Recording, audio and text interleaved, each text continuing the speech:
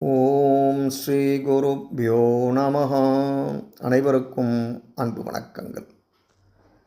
இந்த வார இறையருள் பெற்ற மகனியர் வரிசையில் நாம் பார்க்க இருப்பது அம்பிகையின் அருளை பெற்ற முத்துசாமி தீட்சிதர் பற்றி தான் பார்க்க இருக்கிறோம். அம்பிகையை நேரில் தரிசித்து தேவியின் சோடசாட்சர மந்திரங்களையும் அம்மந்திர தேவதைகளின் தரிசனமும் பெற்றவர் முத்துசாமி தீட்சிதர். அத்துடன் திருத்தணையில் முருகப்பெருமானே இவருக்கு காட்சியளித்து வாயில் கற்கண்டு இட்டு அருள் புரிந்திருக்கிறார்.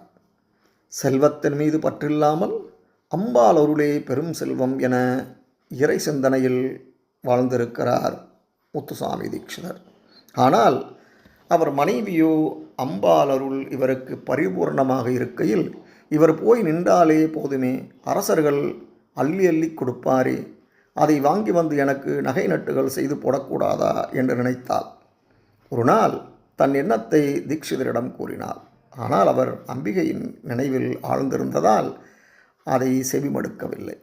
அதனால் அவரது சீடர் ஒருவர், குருநாதா, தாங்கள் அனைத்தையும் துறந்தவர், அதனால் தங்களுக்கு வேண்டுமானால் எதுவும் தேவை இருக்காது.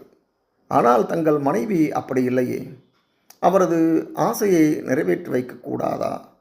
ஒரு முறை தஞ்சாவூர் அரசரை தாங்கள் போய் பார்த்தாலே போதுமே, குருபத்னி வேண்டுவதெல்லாம் குறைவில்லாமல் கிடைத்துவிடுமே என கூறினார். அதற்கு முத்துசாமி தீட்சிதர் பதிலே சொல்லவில்லை. அன்றிரவு நவாபரண பூஜை முடித்து வழக்கம்போல் பாடத் துவங்கினார் தீட்சிதர். இந்நிலையில் அவரது மனைவி கனவில் சர்வ அலங்கார பூஷதியாக தோன்றிய லக்ஷ்மி தேவி தன் திருமேனியிலிருந்து ஒவ்வொரு ஆபரணமாக கழற்றி தீட்சிதரின் மனைவிக்கு அணிவித்தாள். போதுமா, இன்னும் வேண்டுமா என கேட்டாள். மெய் சிலிர்த்து விழுத்தெழுந்தாள் தீட்சிதரின் மனைவி. நகை மேல் அவளுக்கு இருந்த நாட்டம் முழுவதும் கலைந்தது. அம்பிகையை துதித்து தீட்சிதர் பாடிய கீர்த்தனைகள் இன்றும் கர்நாடக சங்கீத மேடைகளில் பாடப்படுகின்றன.